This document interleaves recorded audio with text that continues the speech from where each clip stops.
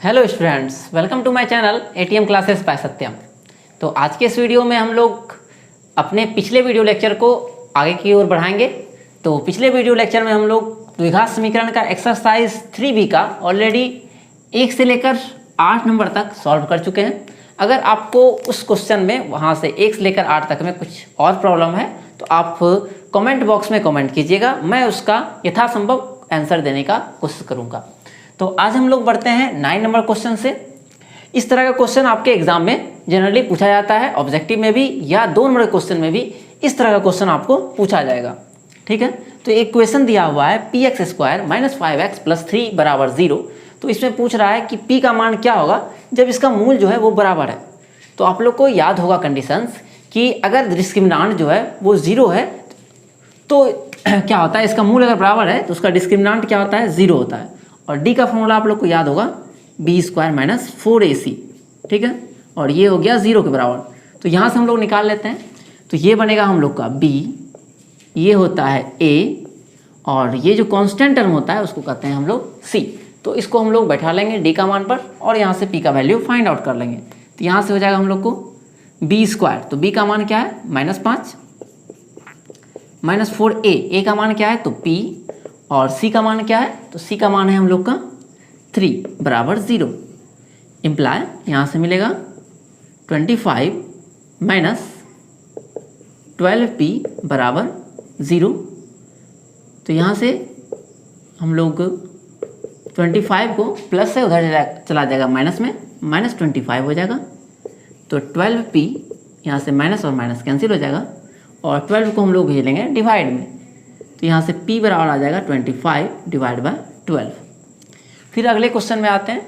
तो अगला question same उसी पैटर्न पर है। एक क्वाड्रेटिक इक्वेशन हम लोग को गिवन है और इसका मूल कह रहा है कि बराबर है, तो k का मान हम लोग को निकालना है। तो जैसे ही मूल अगर बराबर होगा तो d बराबर हम लोग को फिर से मिल जाएगा 0, और d का मान हो गया b स्क्वायर माइनस 4ac बराबर 0। तो यहाँ पर सबसे पहले इसको हम लोग क्वाड्रेटिक इक्वेशंस बनाएंगे, क्योंकि उस फॉर्म में ये है नहीं। तो एक स्टेप इसको हम लोग पहले सॉल्व कर लेंगे। kx को हम लोग मल्टीप्लाई जब करेंगे तो मिलेगा kx स्क्वायर माइनस 2kx, ठीक है, इसको इधर से मल्टीप्लाई कर लिए, प्लस 6 बराबर 0। तो यहाँ से हम लोग को मिल जाएगा एक ये जो b है, b की जगह पर आ जाएगा -2k। तो यहाँ पर हो गया -2k का स्क्वायर माइनस 4ac, a की जगह पर क्या आएगा तो इसके जगह पर आ जाएगा आपका k। ठीक है, और c की जगह पर क्या आएगा, ये जो कांस्टेंट टर्म बच गया फ्री फ्रॉम x, ये हो जाएगा c की जगह पर। तो यहाँ से हम लोग आते हैं तो 2k का स्क्वायर हो जाएगा 4k स्क्वायर माइनस 6 चौके 24k बराबर 0। अब इसको हम लोग भेज लेंगे उस साइड, या आप लोग k को कॉमन भी ले सकते हैं। तो 4k स्क्वायर बराबर, यहाँ से कॉमन ही ले लेते हैं, तो यहाँ से 4k कॉमन आ जाएगा, तो इसमें बचेगा k। ठीक है, और यहाँ बच जाएगा आपका 6 बराबर 0। ठीक है, यहाँ से 4k जब कॉमन लिए तो यहाँ पर से 4 कॉमन आ गया। फिर यहाँ पर k स्क्वायर था तो 1 कॉमन ले लिए k, तो 1 k बच गया। फिर यहाँ पर k पूरा कॉमन आ चुका है, और 4 से 6 बार में 24 होता है। तो अब हम लोग क्या कर रहे हैं, एक बार इसको 0 करेंगे, एक बार इसको 0 करेंगे। तो 4k बराबर 0 imply k is equal to 0 by 4 is equal to 0। तो एक मान k का आ गया 0। फिर दूसरा मान हम लोग देखते हैं, k माइनस 6 बराबर 0 imply k is equal two plus 6। ठीक है, तो हम लोग यहाँ से k का दोनों वैल्यू निकाल लिए। अब तीसरा क्वेश्चन हम लोग को दिया हुआ है, वो भी सेम इसी पैटर्न पर है कि इक्वेशन हम लोग को गिवन है 2x square plus kx plus 3 बराबर 0 है, और इसका भी मूल जो है बराबर है, तो k का मान हम लोग को निकालना है। तो इसी पैटर्न पर आप लोगों को क्या करना है, d बराबर 0 रखना है और इसका मान आराम से निकाल लेना है। a का मान यहाँ पर हो जाएगा आपका 2, b का मान हो जाएगा k, और c का मान हो जाएगा 3। ठीक है, इसी पैटर्न पर आप लोग निकाल लीजिएगा, स्क्रीनशॉट ले लीजिए आप लोग। तो अब देखते हैं हम लोग 10 नंबर क्वेश्चन पर आते हैं। a plus b not equal to 0 है, तो a plus b into x square plus a x minus b बराबर 0 है। तो हम लोग को सिद्ध करना है कि इसका मूल क्या होगा, तो वास्तविक होगा। तो आप लोगों को कंडीशन याद होगा कि मूल वास्तविक तभी होता है जब d का मान या तो ग्रेटर देन 0 हो या d का मान 0 के बराबर हो। d का मतलब क्या हुआ, b स्क्वायर माइनस 4ac। तो बी स्क्वायर माइनस 4ac या तो जीरो के से बड़ा होना चाहिए, मतलब कि पॉजिटिव होना चाहिए, या जीरो के इक्वल होना चाहिए। ठीक है, तो इसको हम लोग सिद्ध करेंगे अभी। उससे पहले एक चीज़ और देखिए, इस क्वेश्चन में हम लोगों ने जो के का मान निकाला था, तो के का मान एक आया था 0 और दूसरा आया था 6, लेकिन के का मान यहाँ पर सिर्फ 6 होगा। ऐसा इसलिए क्योंकि के का मान 0 नहीं हो सकता है। अगर के का मान 0 हो जाएगा, आप लोग को द्विघात समीकरण का व्यापक रूप याद होगा, ax square plus bx plus c बराबर 0, where a is not equal to 0। मतलब कि जो एक्स स्क्वायर कोफिशिएंट होता है वो कभी भी 0 के बराबर नहीं होता है। इसलिए के का मान अगर हम लोग यहाँ पर 0 रखते हैं तो ये तो द्विघात समीकरण रहेगा ही नहीं, इसलिए के का मान 0 होगा नहीं, और के का मान क्या होगा, तो सिर्फ 6 होगा। ठीक है, तो इसका एक्सप्लेनेशन ये हुआ। तो बढ़ते हैं हम लोग अपने 10th नंबर क्वेश्चन की ओर। तो सबसे पहले हम लोग क्या करेंगे, इसको दिखाएंगे, इसका डिस्क्रिमिनेंट निकालेंगे और हम लोग साबित करेंगे कि वो हमेशा 0 से बड़ा ही होगा, चाहे a और b का वैल्यू कुछ भी हम लोग पुट कर लेंगे।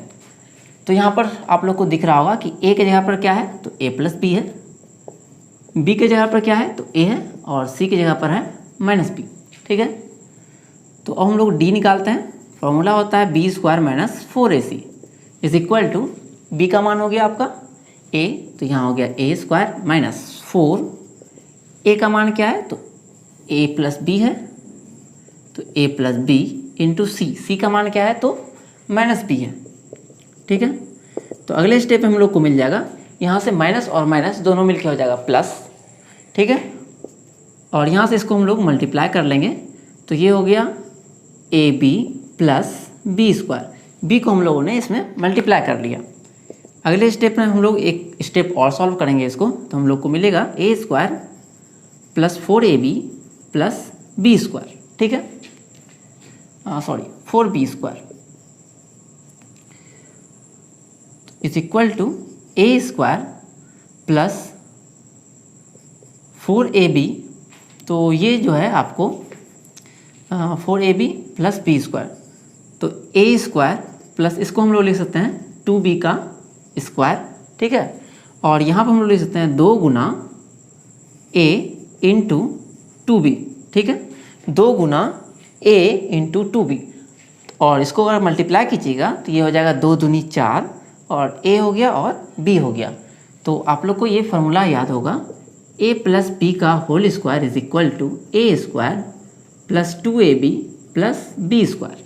मतलब कि अगर कोई इस तरह से टर्म लिखा हुआ है, a स्क्वायर है, 2ab है और b स्क्वायर है, तो इसका फार्मूला क्या हो जाता है, a प्लस बी का होल स्क्वायर।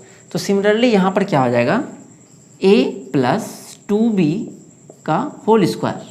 और आप लोग को ये पता होगा कि किसी भी नंबर का स्क्वायर हमेशा पॉजिटिव वैल्यू देता है।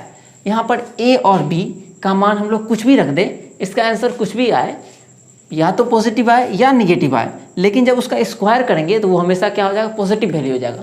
तो ये क्या हो जाएगा, always greater than 0, since d is greater than 0, या अगर a और b अगर दोनों 0 हो जाएं तो ये इक्वल टू 0 भी हो सकता है।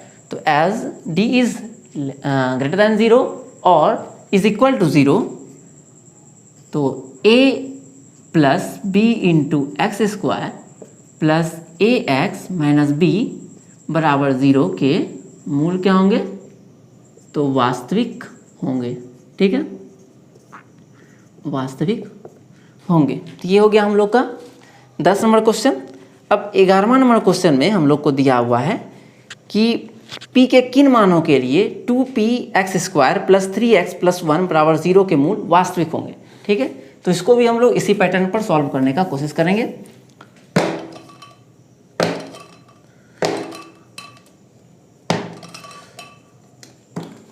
तो यहाँ से हम लोग को मिलेगा 11 का ये है 1, तो इक्वेशन दिया हुआ है 2px square plus 3x plus 1 बराबर 0, और इसका मूल कह रहा है कि वास्तविक है। ठीक है, रियल है। तो आप लोग को पता होगा, अगर किसी इक्वेशन का द्विघात समीकरण का मूल अगर वास्तविक है, इसका मतलब उसका d क्या होगा, या तो 0 से d क्या होगा, या तो 0 से बड़ा होगा या 0 के बराबर होगा। ठीक है, तो चूँकि मूल वास्तविक है इसलिए d का मान हम लोग ऐसा लिख लिए। तो d का फॉर्मूला क्या होता है, b square minus 4ac is greater than और इक्वल टू 0। अब यहाँ से फॉर्मूला से हम लोग पुट करेंगे तो b का स्क्वायर क्या हो जाएगा, यहाँ से 3 का स्क्वायर 9 माइनस 4ac, a का मान हो गया 2p और c का मान हो गया आपका 1 इज ग्रेटर देन और इक्वल टू 0। तो 9 minus 8p is greater than equal to 0। अब माइनस 8p को हम लोग राइट साइड में ले जाएंगे तो हम लोग को मिलेगा 9 इज ग्रेटर देन और इक्वल टू 8p, और यहाँ से फिर इसको डिवाइड में लेते आएंगे 9/8 greater than equal to p। तो हम लोग का आंसर क्या हो गया, यही हो गया कि p का मान हम लोग को निकालना था। ठीक है, तो p का मान अगर 9/8 से छोटा होगा तो इसका मूल समीकरण का मूल क्या होगा, वास्तविक होगा। 11 का 2 में सेम इसी तरह से क्वेश्चन है पैटर्न पर, तो आप लोग स्क्रीनशॉट ले लीजिए। तो 11 का 2 नंबर क्वेश्चन है, जैसे 11 का 1 था उसी पैटर्न पर है कि 5px² माइनस 8x प्लस 2 बराबर 0 एक द्विघात समीकरण हम लोग को दिया हुआ है और इसका मूल क्या है, तो वो वास्तविक है। तो हम लोग को p का मान फाइंड आउट करना है। तो फिर इसमें हम लोग क्या कर लेंगे, चूँकि मूल वास्तविक है इसलिए इसका डिस्क्रिमिनांट या विवेचक क्या होगा, 0 से बड़ा होगा या बराबर होगा।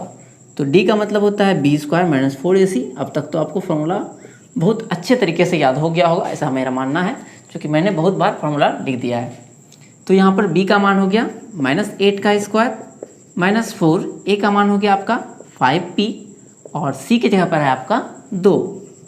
ये होगा 0 से बड़ा और या बराबर, ये आ गया आपका 64 माइनस 5 चौके 20 दूनी 40, p 0 से बड़ा हो जाएगा आपका। तो इसको सॉल्व कर लेंगे हम लोग। 64 इस 40p को हम लोग राइट साइड ले जाएंगे तो हम लोग को मिलेगा 40p, फिर ये आ जाएगा इधर डिवाइड में, इस 64/40 इज ग्रेटर देन और इक्वल टू p। तो यहाँ पे इसको काटेंगे तो 8 से ये 8 बार में और 8 से 5 बार में, तो p का मान क्या हो जाएगा, तो 8/5 से हमेशा क्या होगा, ये या तो 8/5 के बराबर होगा p का मान या 8/5 से छोटा होगा। ठीक है, तो इस तरह से हम लोगों ने p का मान भी निकाल लिया।